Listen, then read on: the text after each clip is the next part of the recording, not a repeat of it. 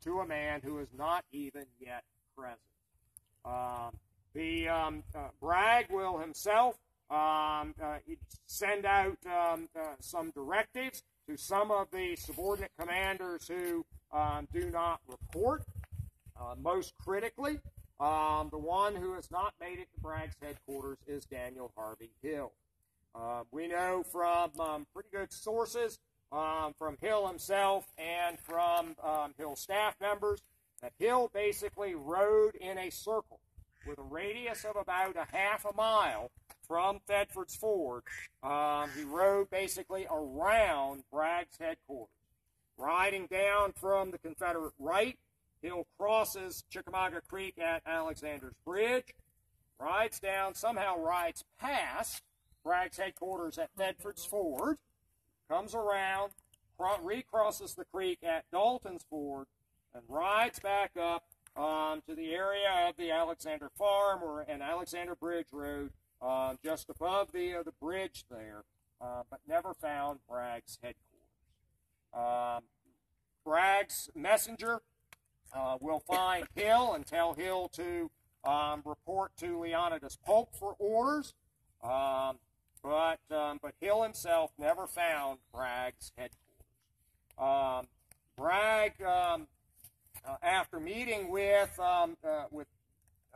Polk and Buckner and some others, Bragg himself will eventually go to sleep.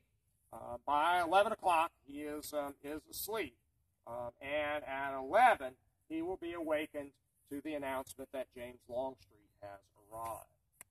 And we'll talk more about the Bragg-Longstreet interaction at our next stop when we are in Longstreet's sector. But those are Bragg's orders. He still is envisioning that he is going to be turning the Union left flank. He wants to get his army in between the Union Army and Chattanooga, and he wants to attack and drive the Union Army southwestward and crush it against the wall of Lookout Mountain. But now the issue is, do those orders for both the reorganization and the dawn attack filter down the chain of command so that the troops, in this case, in Leonidas Polk's right wing, will be ready at day dawn.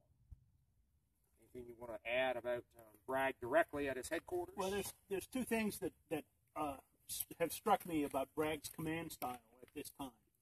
The first is that, unlike many Civil War generals, Bragg is no longer that interested in holding councils of war, where all the generals come in, you sit down, and you talk. The Federal Army will do that on the night of the 19th, but not the Confederate Army. I think that's in part because there is so much discord and problems in the Confederate Army, and Bragg doesn't want to face a hostile audience, as it were.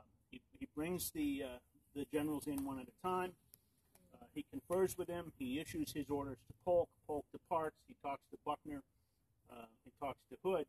But no, they don't sit down so that everybody ends up with a common understanding of what is going to happen on the morning of September 20th.